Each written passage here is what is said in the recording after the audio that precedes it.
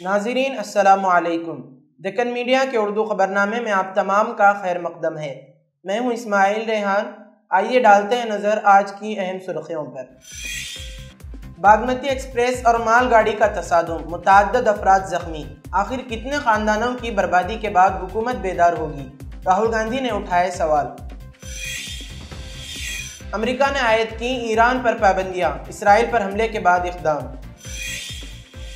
Ajmer police نے مسلم صحافی کو فلسطین کے حق میں ٹویٹ کرنے پر کیا گرفتار، اشتعال انگیز مواد پوسٹ کرنے کا الزام۔ روس یوکرین جنگ فیصلہ کن مرحلے میں پہنچ چکی ہے، یوکرینی صدر زیلنسکی نے کیا دعویٰ۔ اس خبرنامے کے پیش کردہ ہے۔ زندگی انمول ہے اور اس کی حفاظت ہمارا فرض، اور ہم اپنے فرض کو نبھاتے ہیں ذمہ داری سے۔ مسلم جنرل ہاسپٹل اب آپ کے تمام بیماریوں کا علاج ایک ہی چھت تلے۔ ہمارے ماہر ڈاکٹرز کی ٹیم اور اعلیٰ تربیت یافتہ staff world class health technology کے ساتھ 24 گھنٹے ایمرجنسی خدمات بھی موجود۔ Cardiology, diabetology, dermatology, gynaecology, pulmonology, urology, neurology, orthopaedics, physiotherapy, paediatrics, general and laparoscopic surgery, ENT جیسی اور بھی سروسز بھی موجود ہیں۔ ہر طرح کے اسکینز اور ٹیسٹ کے لیے ایڈوانس لیبارٹریز بھی مناسب قیمتوں پر دستیاب ہے۔ آپ کی بہتر صحت ہماری پہلی ترجیح۔ مسلم جنرل ہاسپٹل، ٹولی چوکی، حیدرآباد۔ اب خبریں تفصیل سے۔ تمل ناڈو میں دیر رات ایک بڑا ٹرین حادثہ پیش آیا۔ یہاں میسور سے بہار کے دربھنگا جا رہی میسور دربھنگا باگمتی ایکسپریس ٹرین چنئی کے قریب کاوار پٹائی ریلوے اسٹیشن کے قریب ایک مال برادر ٹرین سے ٹکرا گئی۔ اس حادثے میں 19 افراد زخمی ہو گئے۔ ریلوے بورڈ نے کہا ہے کہ چنئی ریلوے ڈویژن کے پونیری کاوار پٹائی سیکشن میں ایکسپریس ٹرین اور مال برادر ٹرین کے درمیان تصادم میں کسی کی بھی موت نہیں ہوئی ہے۔ لوک سبھا میں اپوزیشن لیڈر اور کانگریس کے سینئر رہنما راہل گاندھی نے مرکزی حکومت پر سخت تنقید کی ہے۔ ان کا کہنا ہے کہ ان حادثات کے بعد بھی حکومت کی جانب سے کوئی ٹھوس اقدام نہیں کیا جا رہا، اور سوال کیا کہ آخر کتنے خاندانوں کی بربادی کے بعد حکومت بیدار ہوگی۔ راہل گاندھی نے مرکزی حکومت پر جواب دہی کے حوالے سے سوالات اٹھائے۔ انہوں نے کہا کہ یہ ایک انتہائی سنگین مسئلہ ہے اور اس پر حکومت کی خاموشی ناقابل فہم ہے۔ ان کا کہنا تھا کہ سرکاری سطح پر کوئی جواب دہی دکھائی نہیں دے رہی اور نہ ہی حادثات سے سبق حاصل کیا جا رہا ہے۔ انہوں نے کہا جواب دہی سب سے اوپر سے شروع ہوتی ہے۔ RSS کے سربراہ موہن بھاگوت نے وجے دشمی کے موقع پر ناگپور میں خطاب کرتے ہوئے بنگلہ دیش میں ہندوؤں کے خلاف جاری مبینہ مظالم کا ذکر کیا۔ انہوں نے کہا کہ بنگلہ دیش میں ہونے والے مظالم کے باوجود ہندو برادری متحد ہو کر اپنی بقا کے لیے سڑکوں پر اتری ہے۔ موہن بھاگوت نے کہا کہ پہلی بار ہندو متحد ہو کر اپنی حفاظت کے لیے کھڑے ہوئے۔ انہوں نے عالمی سطح پر ہندوؤں کو متحد ہونے اور مدد فراہم کرنے کی ضرورت پر زور دیا تاکہ بنگلہ دیش کے ہندو محفوظ رہ سکیں۔ موہن بھاگوت نے مزید کہا کہ کمزور ہونا ایک جرم ہے اور جہاں کہیں بھی ہم ہیں ہمیں متحد اور طاقتور رہنا ہوگا۔ سنگھ کے سربراہ موہن بھاگوت نے کہا کہ جموں و کشمیر میں انتخابات پرامن طریقے سے ہوئے ہیں، ہندوستان کی ساکھ میں اضافہ ہوا ہے، گورننس اور نوجوانوں کے ذریعے ملک کئی شعبوں میں آگے بڑھ رہا ہے۔ اس کے ساتھ انہوں نے کہا کہ کچھ چیلنج ابھی سامنے ہیں۔ انہوں نے کہا کہ جب تک غصے سے مظالم کرنے کی یہ بنیاد پرست فطرت موجود ہے تب تک نہ صرف ہندو بلکہ تمام اقلیتیں خطرے میں ہوں گی۔ انہیں پوری دنیا کے ہندوؤں کی مدد کی ضرورت ہے۔ ان کی ضرورت ہے کہ حکومت ہند ان کی مدد کرے۔ کمزور ہونا جرم ہے، ہم کمزور ہیں تو ظلم کو دعوت دے رہے ہیں۔ ہم جہاں بھی ہوں ہمیں متحد اور مضبوط ہونے کی ضرورت ہے۔ انہوں نے کہا کہ حماس اور اسرائیل کی جاری جنگ تشویش کا باعث ہے کہ یہ تنازعہ کس حد تک پھیلے گا۔ بھاگوت نے جموں و کشمیر اسمبلی انتخابات کے پرامن انعقاد پر اطمینان کا اظہار کیا۔ عوام، حکومت اور انتظامیہ کی وجہ سے عالمی سطح پر ملک کا امیج، طاقت، شہرت اور مقام بڑھ رہا ہے، لیکن انہوں نے کہا کہ ملک کو غیر مستحکم کرنے کے لیے کچھ مذموم سازشیں دکھائی دے رہی ہیں۔ پرنتو دو باتیں دھیان میں آتی ہے۔ پہلی بات ہے کہ اس اتپاد کے کارن وہاں کے ہندو سماج پر جو اتیاچار بار بار ہوتے ہیں اس پرمپرا کو پھر سے دہرایا گیا۔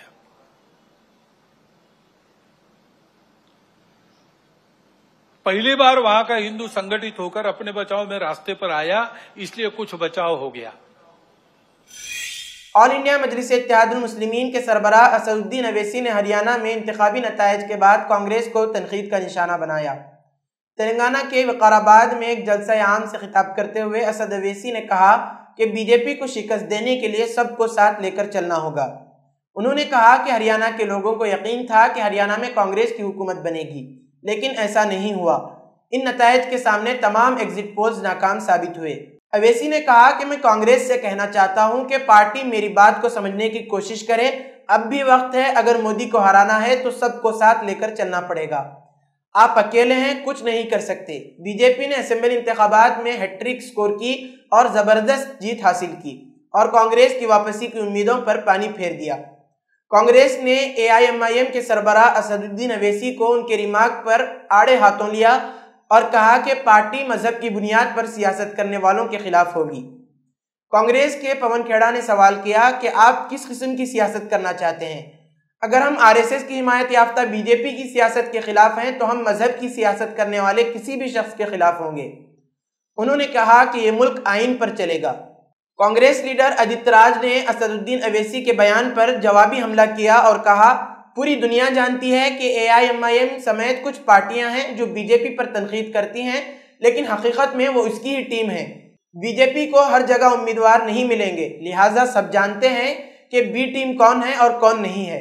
اس کا جواب دینا ہمارے لیے درست نہیں۔ مہاراشٹر اسمبلی انتخابات کے پیش نظر BJP کی اتحادی شنڈے حکومت نے مدرسے کے اساتذہ کی تنخواہوں میں زبردست اضافہ کرنے کا فیصلہ کیا ہے۔ حیرت کی بات یہ ہے کہ BJP نے بھی اس اضافے کے فیصلے کو درست اور جائز ٹھہراتے ہوئے اس کا باقاعدہ دفاع کیا ہے۔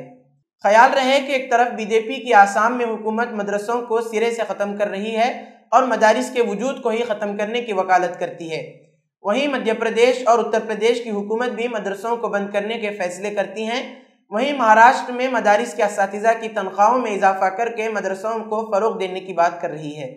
رپورٹ کے مطابق مہاراشٹر اسمبلی الیکشن کے پیش نظر شنڈے حکومت نے مسلمانوں اور اقلیتوں کو خوش کرنے کے لیے ایک بڑا فیصلہ لیا ہے اور مدارس میں پڑھانے والے اساتذہ کی تنخواہوں میں 3 گنا اضافہ کیا ہے۔ دراصل مہاراشٹر کے وزیر اعلیٰ ایکناتھ شنڈے کی صدارت میں جمعرات کو ہوئی کابینہ کی میٹنگ میں حکومت نے مدرسے کے اساتذہ کی تنخواہوں اور مولانا آزاد مالیاتی کارپوریشن کے فنڈز میں اضافہ کرنے کا فیصلہ کیا ہے۔ رپورٹ کے مطابق اس فیصلے میں D.Ed کی ڈگری والے پرائمری اساتذہ کی تنخواہ 6,000 روپے سے بڑھا کر 16,000 روپے کر دی گئی ہے، جبکہ BEd کی ڈگری والے سیکنڈری اسکولوں کے اساتذہ کی ماہانہ تنخواہ 8,000 سے بڑھا کر 18,000 روپے کر دی گئی ہے۔ مہاراشٹر حکومت کے اس فیصلے کو جو اسمبلی انتخابات سے عین قبل لیا گیا، اسے مہاوتی حکومت کی اتحادی پارٹی یعنی NCP سربراہ اور نائب وزیر اعلیٰ اجیت پوار کی سیاسی سوچ کے طور پر دیکھا جا رہا ہے۔ اس کی وجہ یہ بھی ہے کہ اجیت پوار نے حال ہی میں یہ بھی کہا تھا کہ ریاست میں گرینڈ الائنس کے تحت NCP کو جو سیٹیں ملیں گی، پارٹی اقلیتوں کو اسمبلی انتخابات کے لیے 10% ٹکٹ دے گی۔ دریں اثنا حیرت انگیز طور پر BJP جو شنڈے حکومت کا حصہ ہے اور اتحاد میں سب سے بڑی پارٹی ہے، اس نے اس مسئلے پر تعلیم کے فروغ کی دلیل دی ہے اور فیصلے کو جائز قرار دیا ہے۔ مدرسے کے اساتذہ کی تنخواہ میں زبردست اضافے کے بارے میں BJP لیڈر کرت سومیا نے کہا کہ ہمارے آنے والی نسلوں کو تعلیم دینے والے اساتذہ کی تنخواہوں میں اضافہ کیا گیا ہے۔ تعلیم اور صحت حکومت کی ذمہ داری ہے۔ شیو سینا ادھو کے ترجمان سنجے راوت نے کہا ہے کہ مدرسوں کے اساتذہ کی تنخواہ بڑھنی چاہیے، لیکن یہی چیز جب ہم کرتے ہیں تو اسے ووٹ جہاد کہا جاتا ہے۔ اب ان کے ان بھکتوں کو بتانا چاہیے کہ کیا یہ ووٹ جہاد نہیں ہے۔ انہوں نے کہا عوام کی سمجھ میں یہ بات آ چکی ہے کہ حکومت الیکشن کے پیش نظر اعلان پر اعلان کرتی چلی جا رہی ہے، لیکن وہ انہیں پورا نہیں کرے گی۔ اپوزیشن کے ساتھ ساتھ اب نیشنل ڈیموکریٹک الائنس NDA کے اتحادی بھی ذات پر مبنی مردم شماری پر اب کھل کر اپنے خیالات پیش کر رہے ہیں۔ ایک حالیہ انٹرویو میں تیلگو دیشم پارٹی TDP کے صدر اور آندھرا پردیش کے وزیر اعلیٰ چندرا بابو نائیڈو کا اس سلسلے میں ایک بیان سامنے آیا ہے۔ چندرا بابو نائیڈو نے کہا کہ ملک میں ذات پر مبنی مردم شماری ضرور ہونی چاہیے، اس سے لوگوں کے جذبات وابستہ ہیں اور ملک میں اقتصادی عدم مساوات کو کم کرنے کے لیے لوگوں کے جذبات کا احترام کیا جانا چاہیے۔ چندرا بابو نائیڈو نے اپنے انٹرویو میں کئی دیگر مسائل پر بھی اپنے خیالات کا اظہار کیا۔ جب ان سے پوچھا گیا کہ کیا NDA حکومت کی جانب سے وقف بل لانے جیسے فیصلے لینے سے پہلے آپ کو یا آپ کی پارٹی کو اعتماد میں لیا گیا تھا، تو انہوں نے کہا نہیں، ہم نے اپنی رائے دے دی ہے، ہم پارلیمنٹ میں بھی اس پر کام کر رہے ہیں۔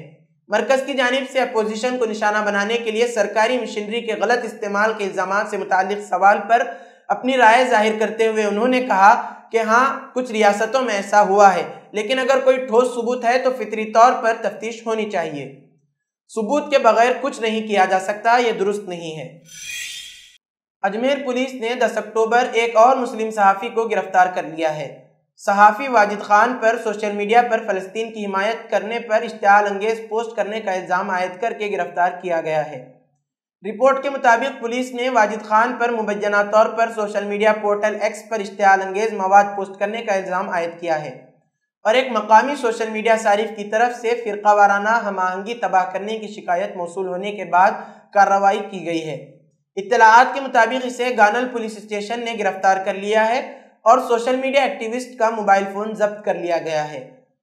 محکمہ اب ان لوگوں کی شناخت کرنے کی بھی کوشش کر رہا ہے جنہوں نے اس پوسٹ کو لائک کیا۔ واجد خان کی گرفتاری کے خلاف سوشل میڈیا صارفین نے آواز بلند کی ہے۔ ٹویٹر کے صارفین، فالوورز اور اقلیتی برادریوں کے بیدار لوگوں نے حمایت کی ہے۔ اس دوران ایکس پر #StandWithWajid Khan ٹرینڈ بھی سامنے آیا۔ دریں اثنا گیگل پولیس اسٹیشن نے اس کارروائی کو جائز ٹھہرانے کے لیے ایک بیان بھی جاری کیا ہے جس میں دعویٰ کیا گیا ہے کہ 24 سالہ نوجوان سوشل میڈیا کے ذریعے فرقہ وارانہ ہم آہنگی کو خراب کرنے کی کوشش کر رہا تھا اور اجمیر پولیس ان لوگوں کے خلاف ٹریس کرنے اور کارروائی کرنے کے لیے تیار ہے۔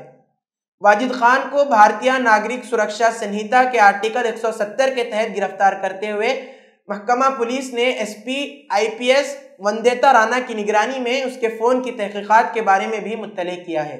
حالانکہ ابھی معاملہ ایک تحقیقاتی ٹیم کے حوالے کر دیا گیا ہے اور محکمہ پولیس نے واضح کیا کہ وہ ان لوگوں کو روکنے کے لیے کام کر رہے ہیں جو اس طرح کی مجرمانہ سرگرمیوں میں ملوث ہیں، لیکن جیسا کہ یہ کارروائی شکایت کے جواب میں ہوئی ہے، کچھ مظاہرین نے اس کی طرف اشارہ کیا کہ اجمیر پولیس پر ہندو تنظیموں کے دباؤ میں کام کرنے کا الزام عائد کیا ہے۔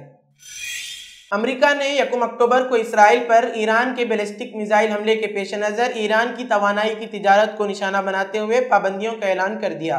محکمہ خارجہ کی طرف سے ایک بیان کے مطابق محکمہ ایرانی پیٹرولیم تجارت سے وابستہ 6 اداروں پر پابندیاں عائد کر رہا ہے اور 5 جہازوں کو بلاک شدہ اثاثوں کے طور پر شناخت کر رہا ہے۔ بیان میں کہا گیا ہے کہ اس درمیان ٹریجری محکمہ ایک قرارداد جاری کر رہا ہے جو ایران میں پیٹرولیم یا پیٹروکیمیکل کے شعبوں میں کام کرنے کے لیے پرعزم کسی بھی شخص کے خلاف پابندیاں عائد کرے گا۔ بیان میں یہ بھی کہا گیا ہے کہ اس کے علاوہ ٹریجری 10 اداروں پر پابندیاں عائد کر رہا ہے اور US نامزد اداروں نیشنل ایرانی آئل کمپنی یا ٹریلینز پیٹروکیمیکل کمپنی لمیٹڈ کی حمایت میں ایرانی پیٹرولیم اور پیٹروکیمیکل مصنوعات کی شپنگ میں شامل 17 جہازوں کی شناخت بلاک شدہ اثاثوں کے طور پر کر رہا ہے۔ امریکی قومی سلامتی کے مشیر جیک سلیوان نے ایک بیان میں کہا کہ مذکورہ پابندیاں ایران کو اس کے میزائل پروگراموں کو سپورٹ کرنے اور امریکہ اس کے اتحادیوں اور شراکت داروں کو دھمکی دینے والے شدت پسند گروپوں کی حمایت کرنے کے لیے استعمال کیے جانے والے مالی وسائل سے محروم کرنے میں مدد کریں گے۔ نائب سنگھ سینی 17 اکتوبر کو ہریانہ کے وزیر اعلیٰ کے طور پر حلف لیں گے۔ اس تقریب میں وزیر اعظم مودی سمیت اہم سیاسی شخصیات اور BJP کے سینئر رہنما شرکت کریں گے۔ قبل ازیں اطلاعات تھیں کہ حلف برداری کی تقریب 15 اکتوبر کو ہوگی، لیکن اب BJP نے 17 اکتوبر کی تاریخ کو حتمی قرار دے دیا ہے۔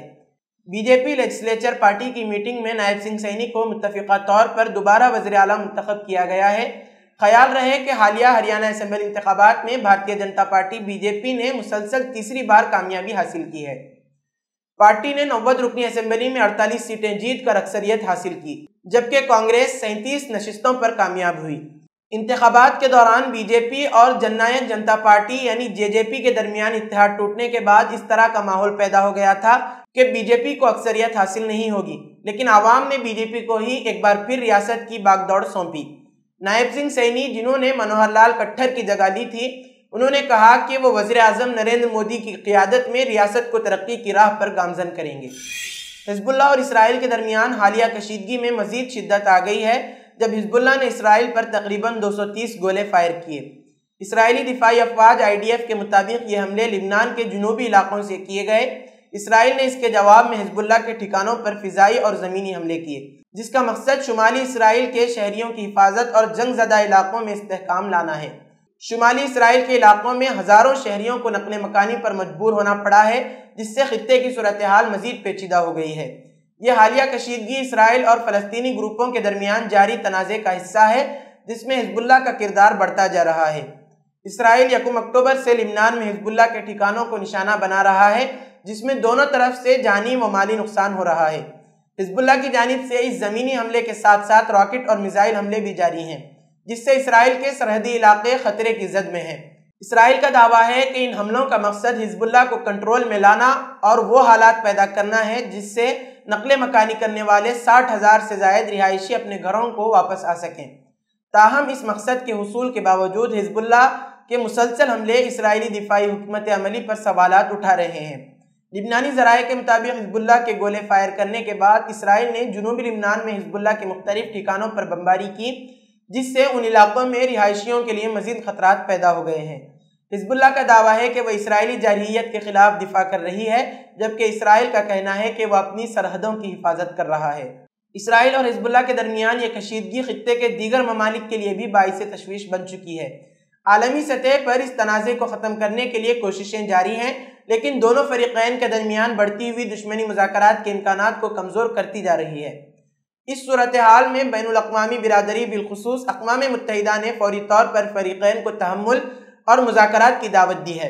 اقوام متحدہ کی لبنان میں موجود امن فوج یونیفائل بھی سرحدی علاقوں میں کشیدگی کو کم کرنے کی کوشش کر رہی ہے۔ اس کے باوجود اسرائیل اور حزب اللہ کے درمیان جاری محاذ آرائی آنے والے دنوں میں مزید شدت اختیار کر سکتی ہے۔ روس اور یوکرین کے درمیان گزشتہ 3 سالوں سے جاری جنگ میں اب تک بے شمار جانیں تلف ہو چکی ہیں۔ اس جنگ کے خاتمے کی صورت اب بھی نظر نہیں آ رہی ہے۔ روس ہر حال میں یوکرین کو تباہ کرنے پر آمادہ ہے اور یوکرین بھی جھکنے کو تیار نہیں ہے۔ دونوں ممالک نے ایک دوسرے پر بے تحاشا حملے کیے، جس میں بڑی تعداد میں معصوموں کی جانیں چلی گئیں۔ اس درمیان یوکرین نے روس کے آئل ٹرمینل پر حملہ کر دیا ہے۔ اس کے بارے میں جانکاری دیتے ہوئے یوکرینی فوج نے پیر کے روز ایک پوسٹ شیئر کیا، جس میں لکھا ہے کہ رات کو عارضی طور پر مقبوضہ فیوڈیسا کریمیا میں دشمن کے آئل ٹرمینل پر ایک کامیاب حملہ کیا گیا ہے۔ دوسری جانب یوکرین کے صدر ولادیمیر زیلنسکی نے کہا کہ یہ جنگ ایک فیصلہ کن مرحلے میں پہنچ چکا ہے۔ ناٹو ممالک کی مدد سے یوکرین نے کئی مواقع پر روس کو بہت گہرے زخم دیے ہیں۔ فروری 2022 میں روسی حملے سے شروع ہوئی اس جنگ کا کوئی حل دور دور تک نظر نہیں آ رہا ہے۔ جنگ کے دوران بے تحاشا لوگوں نے اپنی جانیں گنوائی ہیں۔ لاکھوں افراد اپنے ملک کو چھوڑ کر دوسرے ممالک کی طرف ہجرت کرنے کو مجبور ہو گئے ہیں۔ اسی کے ساتھ آج کی خبروں کا اختتام ہوتا ہے۔ کل پھر ہوگی ملاقات نئی خبروں کے ساتھ۔ دیجیے اجازت۔ اللہ حافظ۔